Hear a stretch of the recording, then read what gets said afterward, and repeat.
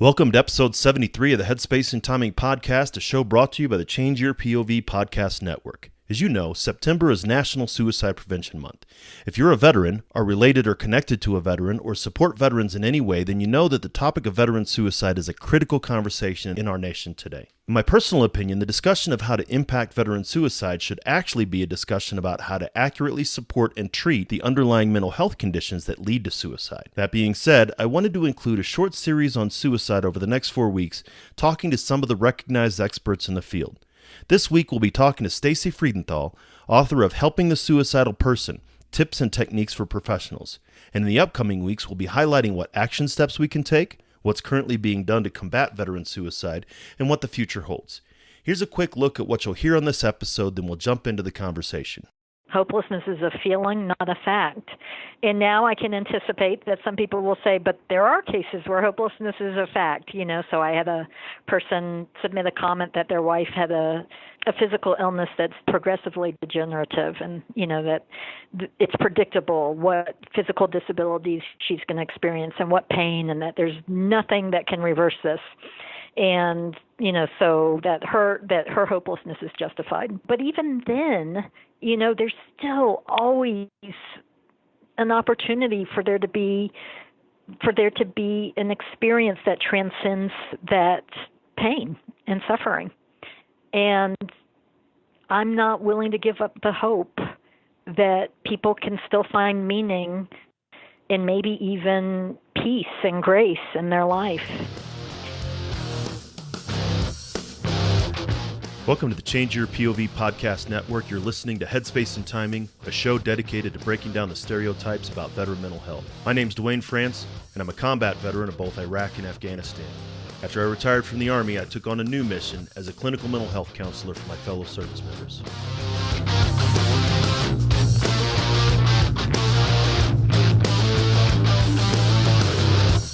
If you served in any branch of the military, you're familiar with the M2 machine gun, the 50 cal. It's one of the most effective weapons in the military's arsenal. If the weapon's headspace and timing wasn't set right, however, it was just a huge useless chunk of metal. Veterans can be rendered inoperable if their headspace and timing isn't set correctly either. That's my goal with this show, to change the way that we think and talk about veteran mental health and reduce the stigma against seeking support.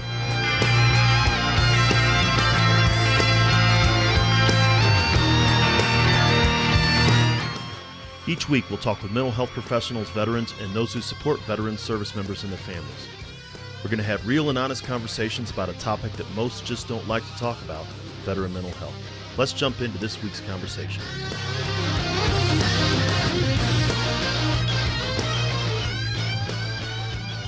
Hey everybody, welcome back to the Headspace and Timing Podcast. Once again, and as always, we really appreciate you taking the time to learn more about veteran mental health and some of the mental health aspects that concern veterans, their families, and those who support them.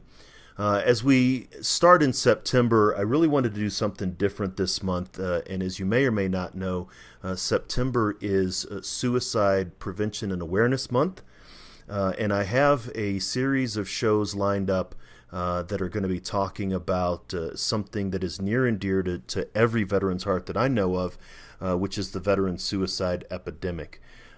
As again, many listeners know, the veteran suicide epidemic is widespread. The most recent studies have shown that 20 veterans and service members take their own lives a day. About 4 of those are active duty and drilling reservists, with the remainder being veterans of all eras. And it's one of the critical aspects that many people are focusing on. And so, as you know, I usually do bring on guests who are either mental health professionals who are veterans, work with veterans, or veterans themselves to talk about their mental health journey. But I wanted to change things up a little bit, and I'm bringing on someone who is a recognized expert in the field of suicide in general, not veteran suicide specifically. And so I've invited my colleague and fellow Colorado native, I would like to say, Stacey Freedenthal, to the show. Stacy, welcome. Thank you. I'm happy to be here. Yes, I am so appreciative that you took the time out to be able to share your extensive knowledge. I've been following your work. We've been corresponding for a bit, and suicide is not a veteran problem. I believe the CDC just came out about a couple months ago when this show airs, showing that the national suicide epidemic is staggering. So I'm glad to have you on the show to talk about suicide. It's such an important topic. So I guess before we get started, I'd like to give you a chance to tell the listeners a little bit about yourself and your background. Sure, I appreciate that. So I'm not sure where to start. Let me just start with the present day. I am an associate professor at the Graduate School of Social Work at the University of Denver, where I coordinate the mental health curriculum for the social work school. And I developed and teach a course on suicide assessment and intervention, and that is really my passion, both professionally and personally. In terms of, I've written a book called Helping the Suicidal Person, Tips and Techniques for Professionals. I have a website called speakingofsuicide.com. I've written other articles about suicide, and it's also the area that I mainly specialize in my clinical practice as a psychotherapist. And then I have some personal experience, both in terms of suicide loss and then some experience myself with having had suicidal thoughts and behavior in the past. And I think that's critical. I mean, it's something, once we emerge into something that we're passionate about, that there's obviously something behind that. Did you start out focusing on suicide in clinical practice, or is this something that just seemed to keep coming up and has emerged over time? Well, before I got my master's degree in social work, which was my entry into the mental health field, I volunteered at a crisis hotline. And so I guess then I did choose it. It didn't choose me because I sought out it was a suicide and crisis hotline in Dallas, Texas. So, and then when I did join the profession, the mental health profession, it just kept coming up in the work that I was doing. And I think one reason is because I wasn't scared to ask people if they were having suicidal thoughts. And there's a great deal of fear among many professionals in talking directly about suicide. So I think because of my own experiences, both personally and professionally, I wasn't afraid. That then it made it easy for it to keep coming up as a topic, because as it happens, many people who seek help for emotional difficulties and many people who don't have suicidal thoughts.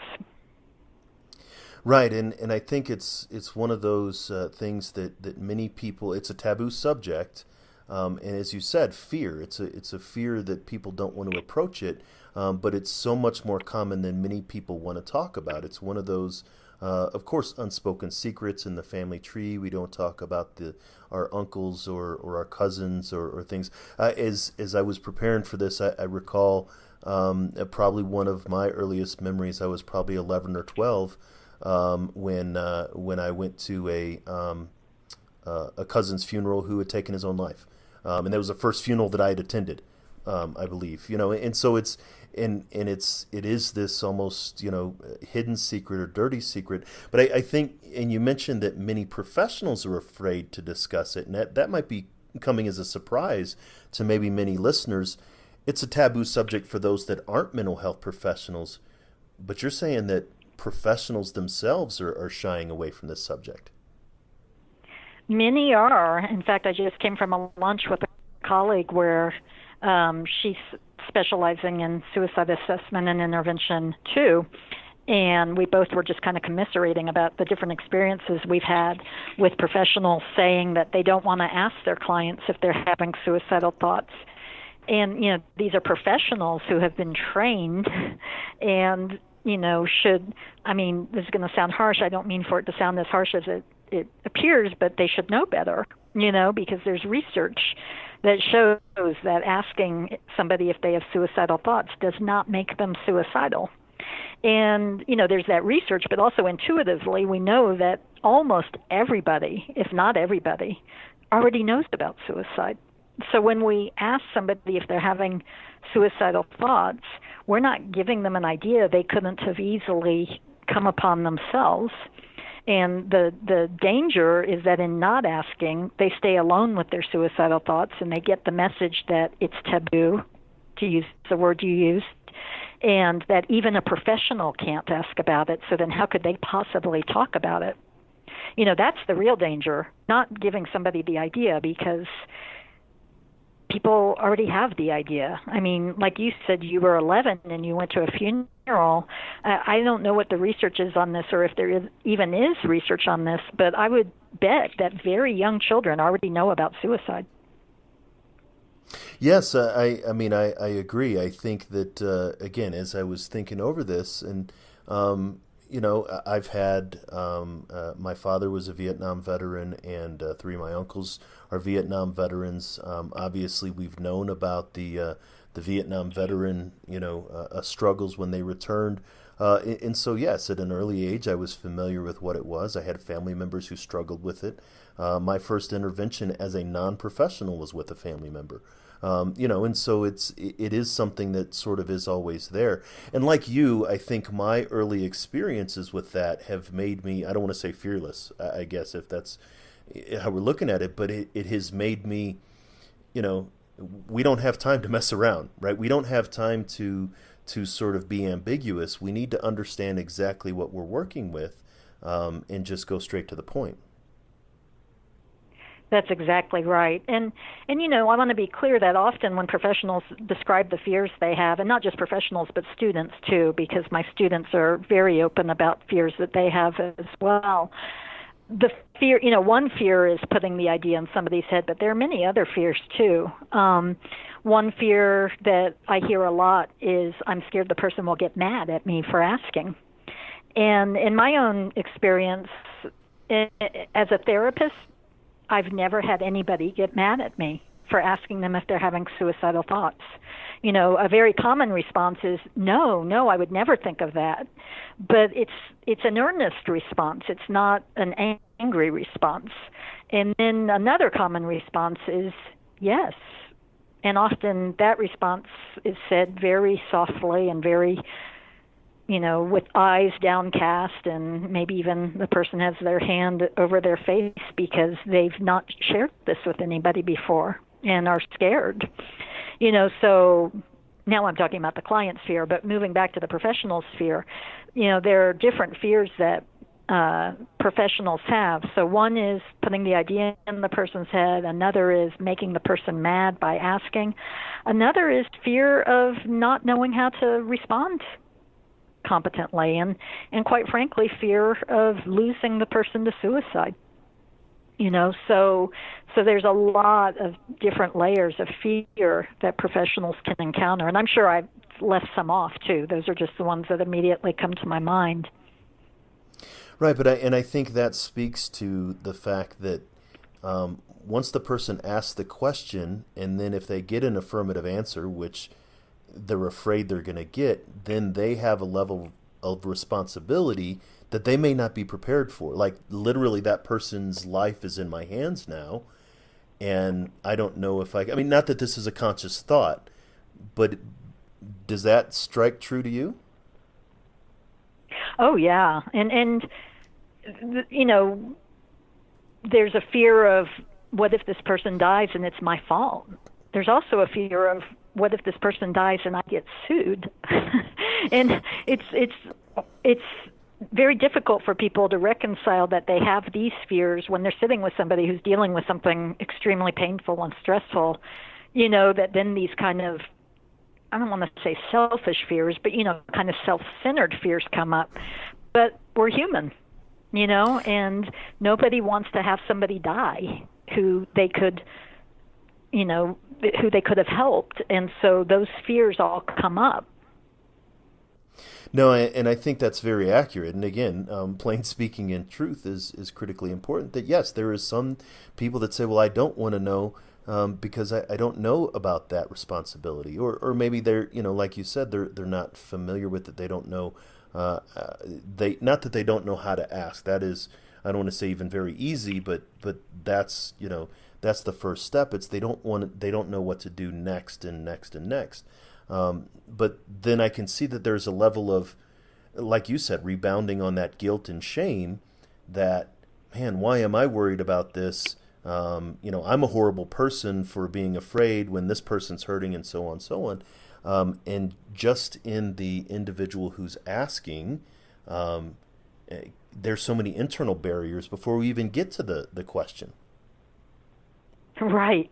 There really are. And then, you've got people where, and I say people generally, sometimes I'm one of these people, sometimes it's people who have consulted with me, but, you've got situations where it didn't appear this person had suicidal thoughts or was at risk for suicidal thoughts, and now there's 5 minutes left in the session, and a flag has been raised, and then the internal dialogue becomes, oh no, there's barely any time left, and this deserves more time and attention, and, so there's all sorts of internal dialogue that takes place, and it's important to be mindful of that dialogue, but not to be governed by it, not to be ruled by it.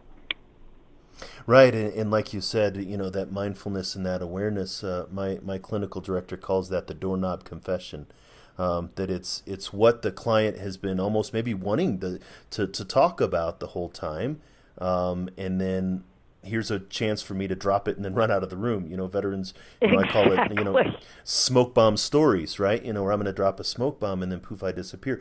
And so again, that's a challenge for the client themselves. That's probably something they've been wanting to talk about. And as you said before, individuals who, it's not, the thought's not going to be in their head. A majority of individuals who are struggling with these thoughts, they feel ashamed, they feel like they're in pain, they feel isolated, but they would actually welcome somebody to reach out and ask them and have the honest conversation. Absolutely. I mean, I think, we can be a model that this doesn't have to be a taboo topic, that it can just be talked about matter-of-factly. Like some of my students, I have students do a videotaped assessment as part of the class where then I evaluate it. And often what I'll see students say is they'll say, I have a question I need to ask you, and I have to ask this of everybody, and it's a difficult question, and I'm sorry to have to ask it, but have you thought of killing yourself? And that feel kind free to of say preamble. no. Yeah, feel free to say no Right. if it's not true, right? Yeah. Right. Or you're not thinking of killing yourself, are you? Are you? Yeah. And that kind of preamble, while well-intentioned, the person is trying to put, the student is trying to put the client at ease. It's well-intentioned, but it reinforces stigma. Like, oh, this is such a terrible question I have to ask you, and I'm only asking you because I have to, and we need to be able to model for people that we can just, there's nothing dirty about having thought of suicide. There's nothing shameful about having thought of suicide. There's nothing that requires it to be kept secret, that we can just say, have you been thinking of suicide? Do you want to kill yourself? And if we can model speaking of it in a matter-of-fact way, I mean, there are ways we can also do that with empathy and compassion and context. I don't mean that you just open the door and say, hi, how are you? Are you thinking of suicide?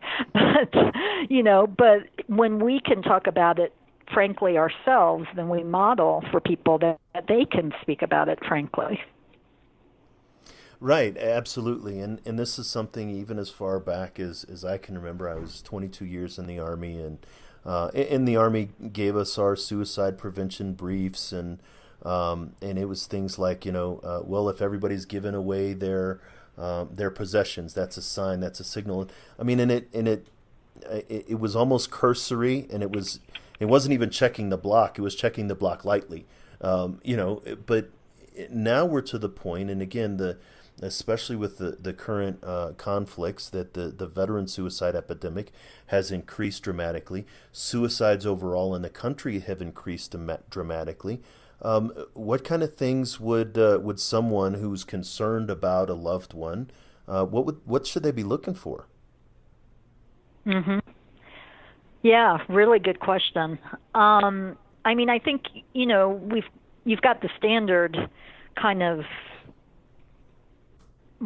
I don't want to say obvious warning signs because nothing is truly obvious, but maybe the warning signs that are more explicit than others, and that would be somebody making remarks that, God, I wish I weren't here anymore, or sometimes I think I'd be better off dead, or people would be better off without me. It's really stunning. I don't know if you've seen this document where somebody collected all the times in the last few years that Anthony Bourdain spoke very casually of hanging himself.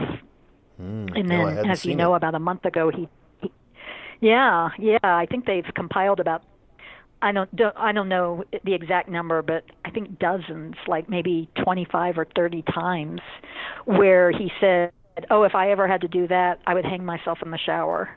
And that is how he ended up killing himself. And so if somebody is speaking very casually or in a joking way about suicide, that may be their way of kind of testing the waters, and or kind of revealing a small bit of their thinking to somebody, maybe not even consciously, but it could be an opportunity to say, "Hey, you've been saying a few times lately that the world would be better off without you, Are you having thoughts of killing yourself?" I think that is a very important one, and especially when I work with my clients.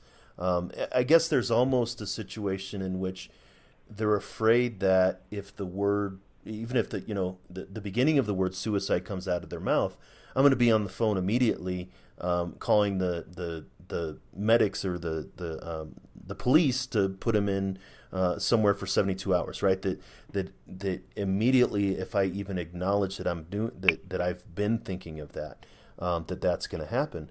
But what you're talking about is one of the earlier indicators of suicide. They're at least expressing non-specific thoughts, but they can even have some of those non-specific thoughts, and these are sort of warning signs within each of us. That mindfulness you were talking about earlier, of if we were to have those thoughts of, man, today was so bad, maybe it'd be better if I just wasn't here right now. Those are very vague, non-specific, but as they advance, and that's very early stages, but as they advance to more specific of, I could really kill myself right now, or I would really, I just don't want to live anymore, to more specific actions and making plans and gathering materials for plans. Suicide is more on a continuum than it's an on or off switch. Is that correct? Oh, yeah. In fact, I'm jotting down notes as we talk just to, in case there's a point that I didn't get to that I want to make. And I had just written down spectrum of suicidality. So we're on the same wavelength because there is a spectrum. And, like you said, you've got a veteran who's worried that if they even say the word suicide, then there's going to be medics at the door to take them to be committed, right? But suicidality can be very, very, I don't want to say minor, because anytime someone wants to be dead or wants to kill themselves, there's something very painful or stressful going on, but it can be not severe, let's say it that way, So, on one end of the spectrum, you've got somebody who occasionally has a thought of, oh, I wish I could go to sleep and never wake up. Mm-hmm. Or, oh, God, I wish I'd never been born, or life would be so much easier if I were dead, And then you go a little further along on the spectrum, you've got someone who's thinking of how they would make that happen, Not, oh, I wish that I would die, but here's how I would kill myself. But they still don't have any intent to act on it. They think about it sometimes, since we're on the very bottom, very far, I don't know what the word is I'm looking for. Since we're on one end of the continuum that isn't the severe end, it may just be a thought they have every now and then. But they may be thinking of, well, I would like to kill myself, or I would kill myself if things got worse, that kind of thing. And then, you can go further along on that spectrum or continuum to people who sometimes they do want to act on it, or sometimes they do have intrusive thoughts that they can't control about suicide.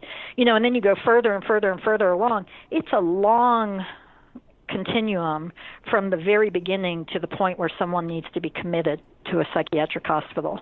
There's a lot of spaces in between there. But there's this prevailing myth that if someone even just so much as tells a mental health professional, I have suicidal thoughts, that they'll automatically be treated as if they're at that extreme end of the continuum. Do you see what I'm saying? No, I absolutely do. And I think that, and I want to make very clear and definitely, if I'm not speaking for you, feel free to correct me, but, we're not saying don't immediately make sure that somebody's safe and calling someone to ensure that they're safe. I mean, it's understanding when to be able to do that. And if you're not a clinical mental health professional, it's best to get someone connected with them as soon as possible to be able to make that determination. It's definitely an err on the side of caution, before bringing someone in. But you don't have to immediately take them. And I don't even want to say that if it's the vague thoughts or the non-specific thoughts, still go to the emergency room, still reach out, still talk to someone, while you still, I think, while it's still a potential to get help. And you said it's not something that it's not minor versus severe, but it's like cancer. There's no such thing as easy cancer, but there's stage 1 cancer. If we catch it at stage 1, it doesn't have to go all the way to the extreme interventions. That's a good analogy, that there can be cancer in the very early stages, and then there can be cancer, in the more severe stages. I do want to very respectfully disagree with you on something. Is that okay? Sure. Is that allowed on a podcast? That is absolutely allowed. And that is that I do think there can be harm in involving other people prematurely. Okay. So let's talk about two friends right now. Let's not talk about professionals, but we can go there if you'd like. But, a buddy comes to you and says, oh, God, my wife left me, or my husband left me, and, I've been getting drunk every night, and I haven't had a full night's sleep in a month, and I don't know how much longer I can keep going like this. And so then, let's say that you, not as a professional, but just as a person, think, oh, God, with everything he's been through, I hope he's okay. And God, he could be thinking of suicide. I think it would be very premature then to immediately say, you know what, and this isn't exactly what you were saying, but I just am going to use some dramatization here. But, I think it could be damaging to say, you know what, we need to get you to an emergency room. We need to get you somewhere where they can assess you and evaluate you. Because, what if that person right now, what they really just need is for someone to listen to them, and to be able to talk and be heard. And for many people, just being heard, not everybody, but for many people, just being heard can have a healing effect. It doesn't solve all their problems. They don't feel magically better, but it can give them some hope to be able to connect with somebody. So I think that sometimes prematurely involving others, and this applies to professionals too, like prematurely sending somebody to an emergency room or much worse, calling the police, can then shut that person down and make them feel even more alone and hopeless. No, I absolutely appreciate that, and one as being the expert and someone who has studied this for a long time, I do agree with that part of it.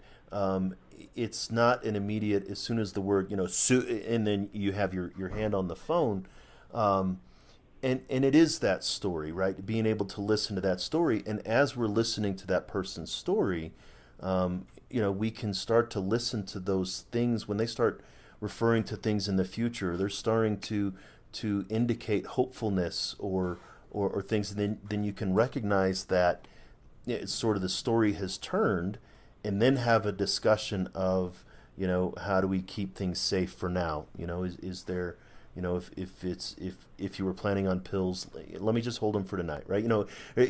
But there's, so you're right. It doesn't have to be an immediate, let's call someone and then it's off my hands and I wash my hands of it. I really appreciate that insight. Well, good. I'm glad that that it was okay to disagree, which it turns out really wasn't a disagreement. Well, I mean, and I think that, but this indicates how how complicated it can be, right? That everything's, we have to do everything that we can to keep someone safe. But it's that idea of, well, the emergency room. Whenever, and again, I speak very specifically for veterans. Whenever I call a colleague at the Department of Veterans Affairs, there's a recorded message that says, if you are thinking of harming yourself or harming others, hang up and call 911. And I guess maybe, I don't want to say how ineffective that is, but sometimes that's necessary too, to be able to say, look, if things are so critical, you need to be able to, individuals need to be able to access help in any way they can. That's a great point, though, that one line on a recorded message sends the message to people that thinking of suicide is going to get them sent to the hospital. And really what it should be is, if you're in danger of acting on suicidal thoughts, call 911 or go to the emergency room. Do you see the difference there? Oh, I absolutely do see a difference, and I think a huge light bulb just went off in my mind.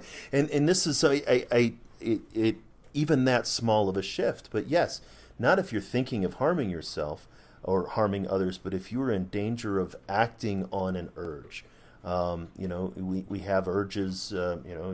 I stopped smoking 15 years ago. I still have an urge every once in a while to pick up a cigarette, right? I mean, so there are urges, and we can control those urges, but that doesn't mean we don't have to talk about them. But I think that is a very subtle, but a very important shift. And that changes how we talk about and what we're talking about when it comes to suicide. Yeah, and it kind of acknowledges these gradients that we've been talking about on the spectrum or on the continuum. And so, I mean, and that's what that you've tried to do, obviously, with the blog and your book and the work is changing how we talk about this, a very common, but again, to bring that up, a taboo subject. I guess I'd like to hear maybe some of the impact that some of the feedback that you've received on this advocacy work that you've done. Can you be a little more specific? Well, it's from you're very prolific on the Speaking of Suicide website, and maybe what kind of feedback you've gotten from the website. Has it been beneficial? Have you had individuals say that it has helped them through either their own crisis or someone else's? Yeah. Actually, there's a range of feedback that I get. And, I do get the feedback. We're going to talk about a spectrum again. But I do get the feedback at one extreme that is, I mean, and I haven't gotten this a lot. It's not every day, but I've gotten it enough that it's very both gratifying and humbling, where somebody writes to me either through a comment or sends me an email saying, I was going to kill myself. And then I came upon this post and you said X, Y, or Z, and it spoke to me, and here I am. and it might not even be something I wrote. Somebody left a comment once that they were going to kill themselves, and they came to the site and they read a comment, and it was a man who had a wife and children, and he read a comment by a woman whose husband had killed himself. And this man, who was on the verge of suicide, read this, and he was able to see, oh my God, this could be my wife. If I kill myself, this could be her. Like, it's giving me goosebumps even to tell you about it. And that changed it for him. And so then, it's both gratifying and humbling to me that I provided this space for that exchange to happen, So that's, one extreme of the comments that I get, which is just very totally what I would hope for, right? That people who are very vulnerable, they happen upon the site and they're helped by it, whether it's because it stopped them from acting on suicidal thoughts or because it gave them some ideas of how they could talk with a friend who they're concerned about, or because they, came up with ideas for how to treat themselves with more compassion around a loved one who died by suicide, and maybe they'd been feeling self-blame. So that's one extreme. But there's another extreme that I didn't really quite anticipate, and that is that some people get very angry about my stance and trying to help people to not die by suicide. And they see it as that I'm trying to take away a personal liberty that everybody should have. And people can get rather vicious sometimes in their comments. I've instituted a comment policy of, that I don't accept all comments. And one of the things that I list on my site as a reason for not publishing a comment is if it engages in personal attack. And I will tell you, there's some comments, you'll read them, and they do attack my beliefs, and that's okay. But if they attack me personally or they attack other readers personally, then I don't publish that comment. So those are the kind of the two main types of responses that I've gotten from the site, and or gotten about the site.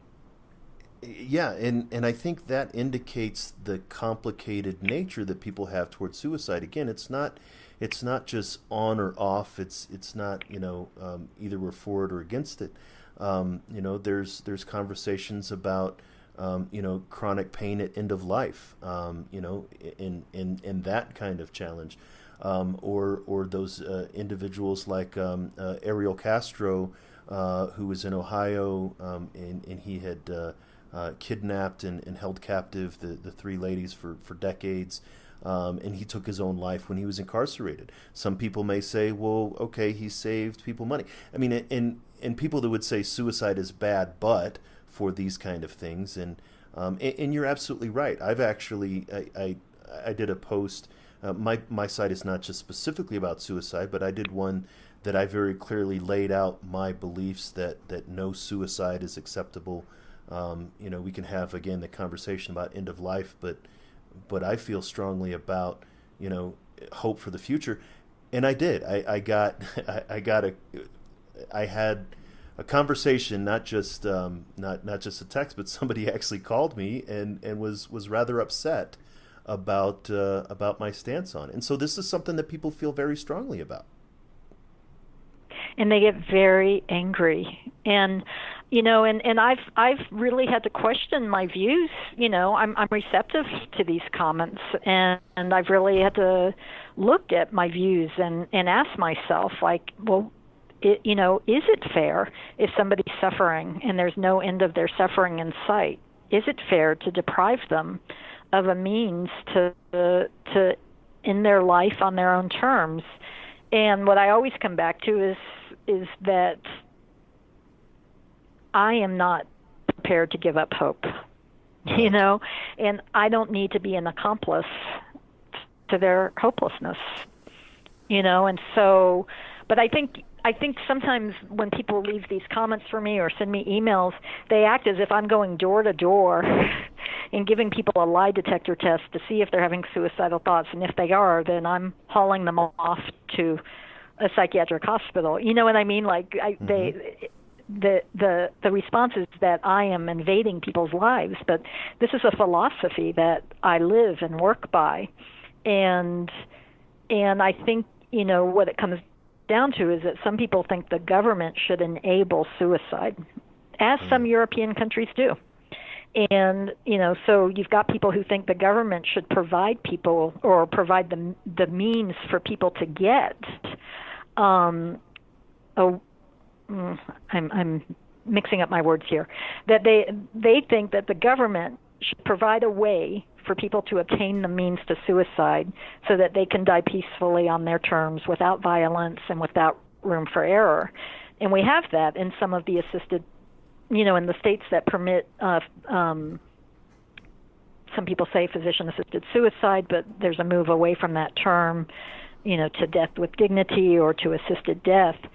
And so the beliefs that others have that run contrary to my own are that should be available to people for any reason, whether it's terminal illness or mental illness or just existential despair. I don't mean just existential despair, but not an illness, right. But existential despair. And that's their belief and their philosophy, and that's not mine. No, but some people take offense at that. I think, and as you could probably agree, we tend to get offended very easily these days, and not have a civil discourse when maybe we should have more. What are you talking about? But I think that is a very critical point that you make, and again, it just identifies how complicated this is. You said suffering, and you said hopelessness. Suffering is pain without any visible end. And when I explain suicide, I tell the veterans I work with that at its basic, it is an attempt to remove pain. Of course, physical pain, but as you even said, existential pain, psychological pain, spiritual pain, even guilt and shame over things that have happened in the past.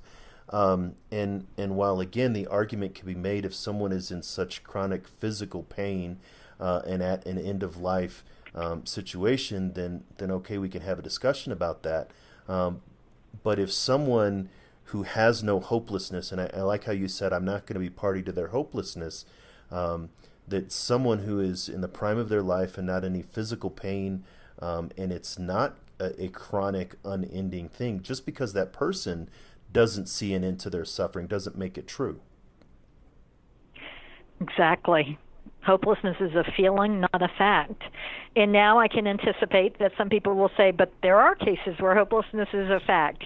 So I had a person submit a comment that their wife had a physical illness that's progressively degenerative, and that it's predictable what physical disabilities she's going to experience and what pain, and that there's nothing that can reverse this. And, so that her hopelessness is justified. So, but even then, there's still always an opportunity for there to be an experience that transcends that pain and suffering. And I'm not willing to give up the hope that people can still find meaning and maybe even peace and grace in their life. And I realize this is sounding very religious, and I actually don't come from a religious place with this. But, I'm using words like grace, that sounds religious. But I cannot pronounce anybody's situation hopeless. Well, and I think because I don't know. Right, because we don't know, right? And I think even from our, I would assume from yours and definitely from my clinical experience, and from that of others, that it's not going to stay dark forever. And I'm reminded of a famous Irvin Yalom story that I share pretty often with my clients about how he was working with terminal cancer patients. These were a group of women who knew that they literally had months to live. And one of them said to him one time, it's a shame that I had to be this close to death to realize how wonderful it is to live. And that even in the midst of her, and not even despair, and he said that they were some of the most, blissful and happy, and come to terms with that. And so even though people can't see that potential, that potential is there. Yeah, and I mean, I knew somebody who about 5 years ago, she had ovarian cancer, and it was extremely painful because it obstructed her bowel. She was in hospice. Her death was, foretold. I mean, that would be a case where her survival was hopeless. She was going to die within a matter of weeks. And yet her report back was, and I didn't know her well. She was a neighbor, but I heard this from mutual friends. What she said to her friends was, I wanted to kill myself to avoid this pain. And she said, and I am in so much pain, and I am also surrounded by so much love. And she said she would have missed these kind of sublime final moments of her life if she had killed herself. Again, I realize that's not going to be everybody's experience. But I think there's humility in saying, I don't know that it's hopeless. And I think for many people who are suffering, their hopelessness, they're so resolved about their hopelessness that it's almost a way to feel in control. That if I tell myself it's never going to get better, then I don't have to be disappointed if it doesn't. Do you see what I'm saying? No, I absolutely do, and I agree, and I know that as a veteran that works exclusively with veterans and military families, I am absolutely dreading the day, and I hope and pray that it never does come. But it's such a common. I talk about it all the time with every client that I have because it is so critical in the veteran space specifically right now. But I also know that it's and I even hesitate to say inevitable, but highly likely. And I've had clients where we have gone through that, and yes, there have been some where we say, okay, we need to take this next, but we make that agreement together. We decide that in order to maintain safety, that yes, we're gonna get you to a place and then move forward from there. But I think that it's critical, like you said at the very beginning, to have that discussion and have it clearly and openly. Well, Dwayne, you said that you dread the day and you hope it never comes, and I wasn't sure what day you were referring to. Were you talking about losing a client to suicide? Right, I think that probably was it. And even that, and even subconsciously where I didn't finish my thought. But yes, that's exactly, that's the danger of, or even the hesitance. So even as much as I talk about it, but yes, the day that I will lose a client to their own life, to taking their own life. Yeah. And, many therapists do. The research tends to show that half of psychiatrists have a patient die by suicide. And quite frankly, I'm surprised the number isn't higher because psychiatrists, they can have hundreds of people on their caseload, and many of them have much more severe mental illness than your average therapist. But the research tends to show 50% of psychiatrists, and then about a third of other types of counseling professionals have had a client die by suicide. And, and as we often say, of course, our numbers in the veteran community, we say it's 20 a day, but, even one is too many. And it is, and it's tragic, and it's an epidemic. But hopefully like this conversation and conversations that we're going to be having throughout, not just September and Suicide Prevention and Awareness Month, but throughout the year in personal conversations, hopefully that will make a difference one-on-one and individually. Yeah, and you never know, who will hear this, who will be profoundly impacted, who then in turn will go on to influence many other people. Yes, no, that's absolutely true. And I really appreciate you taking the time today to share your thoughts with us. Any last thoughts you think that you'd like to share? Yeah, just looking at my list. Remember, I said I'm jotting notes to make sure I come back to things. One thing I didn't come back to that I wanted to say, and you were talking about the doorknob confession, and I had talked about in the last few minutes it may come up that this person might be at risk for suicide. In both of these are reasons why it's so important to just ask, and to ask early on in the session. Are you having thoughts of suicide? And there are different ways it can be asked. Sean Shea, in his book, The Practical Art of Suicide Assessment, he talks about that we can normalize it, or we can do what's called shame attenuation. And to normalize suicidal thoughts is to say, a lot of people who have gone through this situation that you're in, it could be a lot of people who have become addicted to heroin, for example, or a lot of people who have major depression. They tell me they have thoughts of suicide. Do you ever think of suicide? So with that kind of question, then we're conveying that the person's not, for lack of a better word, a freak, right, if they're having suicidal thoughts. Shame attenuation is similar. It's where you kind of blame it on the situation. With everything you're going through and with all the pain you're feeling, do you ever wish that you weren't alive anymore? Or do you ever want to take your own life or to kill yourself? However you want to word it. But that there are ways we can ask that can be sensitive to the person's own internalized stigma, but it's still important to ask and not to rely on the person to volunteer if they're having suicidal thoughts. There's consistent research that with therapists, even with therapists, people do not volunteer their suicidal ideation, even when they have every intent to die and then go on to die by suicide. In some studies, as soon as within 24 hours. Right, and I think that, and not just for clinicians to be that direct and that focused, but anyone, right? Anyone, yes. Again, in the veteran community, I often say, and I know it's true for me, that I've lost more of my fellow service members that I served with in combat. I've lost more of them to suicide than I had in combat. And I personally lost quite a few, both in adjacent companies and then in my own. And so it is that critical.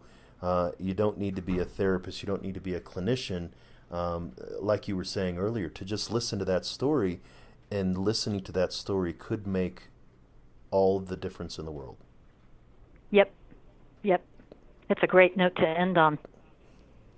Well, it would be, but I would also like for you to, if anybody wants to reach out to you and have a better conversation, hopefully not any of the negative ones, but if they'd like to hear more from you and about you, where can they find you on the internet, your website, and things like that? Well, my website is speakingofsuicide.com, and there is a place on the website where it says contact Stacey Freedenthal, and they could contact me through that. They could submit a comment to the website. I moderate all the comments, meaning that I have to approve them before they're posted. So I read the comments, and so that is a way that they, could get a message to me. They also can email me at sfreedenthal@gmail.com, and that's S as in Stacy, and then FREED, D as in David, EN as in Nancy, T as in Thomas, HAL@gmail.com. They also could contact me on Twitter, and that my username on Twitter is sfreedenthal as well. Yes, and I'll make sure all of those in the show notes. I absolutely love seeing fellow mental health professionals on Twitter. There's not that many of us compared to how many are in the community, but it's great to see how open you are, and how and it demonstrates how critical this subject is for you. And I just wanted to say I appreciate what you're doing. Well, thank you very much, and thank you for having me on this podcast. Absolutely. You're listening to Headspace and Timing on the Change Your POV Podcast Network. I really appreciate Stacy taking her valuable time to talk on the show. I do want to make a correction.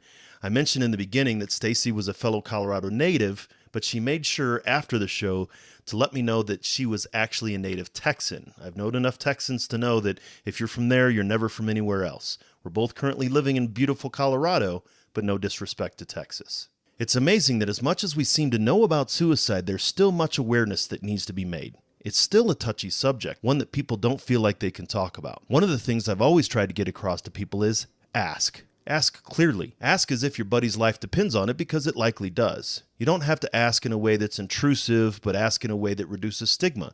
It's common for someone going through what you're going through to experience thoughts of suicide. Is that what's going on? I hear you say, I'm not a shrink, that's your job. But that's where you're wrong. It's everyone's job.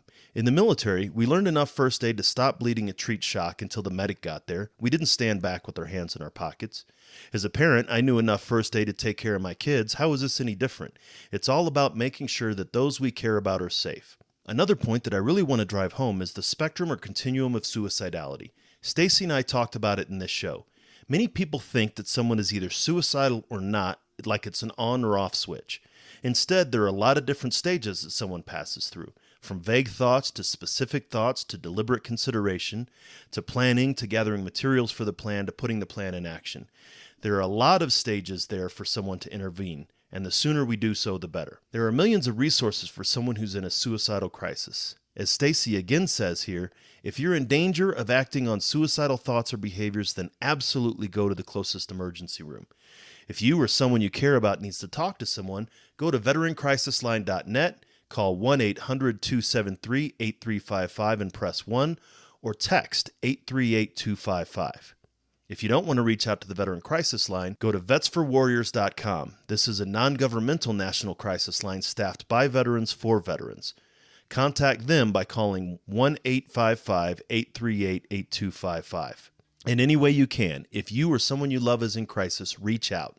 It may be the single most important thing that you do. As I mentioned at the beginning, this is the first episode in a series of 4 that will be focusing on suicide. This week we talked about awareness. Next week I'll be talking to Sally Spencer-Thomas, an internationally recognized mental health and suicide prevention expert, on how we can move beyond awareness and into action. Here's a quick preview of what Sally has to say next week. Really look at, on a cultural level, how we can thoughtfully and intentionally put messages into the world in the many ways that we communicate that inspire a positive frame around this issue, that inspire, the fact that people are living through this and actually being transformed and growing through it all the time. That for some people, coming to this point of absolute despair is the turning point for them, where they leave abusive relationships or get sober or have a spiritual epiphany or whatever it is they need to change in their life to make it better. And so let's paint that picture louder than the picture of hopelessness. Make sure you subscribe on veteranmentalhealth.com and changeyourpov.com so you don't miss it. And until then, stay focused and be well. I'd like to thank the Change Your POV Podcast Network for hosting this show and highlighting the critical importance of veteran mental health. We want to hear from you. You can reach out to me via email at dwayne@veteranmentalhealth.com. You can find me at Twitter @TheCounselingVet, or head on over to Facebook and look for the Change Your POV Squad. You can find the show notes for this episode and all the episodes by going to veteranmentalhealth.com or changeyourpov.com. Sign up for updates on either or both so you don't miss another episode. While you're at it, check out the other great shows on the Change Your POV Podcast Network. The show about remembering our military history and reviving our warrior spirit, changing hearts and minds. The show about outdoor activities that us veterans love so much, Neophyte in the Woods. The show that helps us get going at the beginning of the week, Motivation Monday. And Attack Fridays, the show that brings you actionable tips, tricks, and coachable knowledge to help you make the best of your transition. While you're checking out the other shows, drop us a review in iTunes or whatever podcast platform you're listening to. The reviews really help spread the word about what we're doing. If you're looking for the total package for all the information you need to live the life you want after leaving the military, you found it. If you know of a buddy who's looking for the same info, share it with them so they can find it too. I want to thank Doc Todd for his permission to use his track Not Alone from his amazing album Combat Medicine. Doc Todd is somebody who's trying to bring veteran mental health out of the darkness and into the light, and you can get the album by going to therealdoctodd.com. Check it out, because remember, veterans, you're not alone. Ever.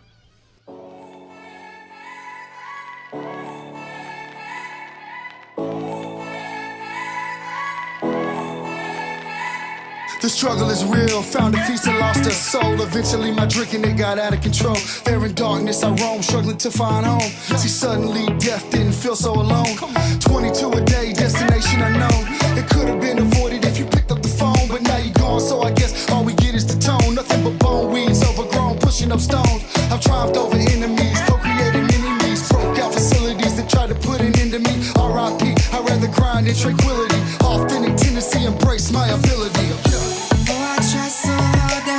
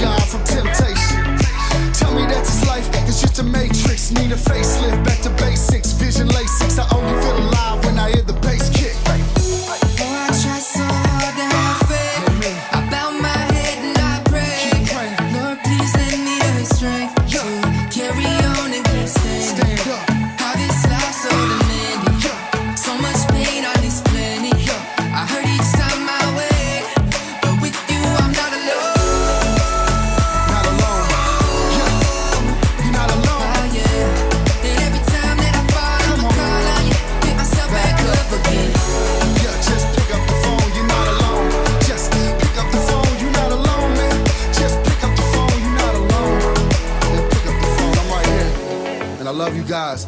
Take those bottles out, dog, and pour them in the sink. Take the needles out your arm and the gun away from your forehead. It's time, man. You've been through enough pain. Stand up. It's time to stand back up. All my veterans, man. Army, Marine Corps, Navy, Air Force, Coast Guard. Get up, you know.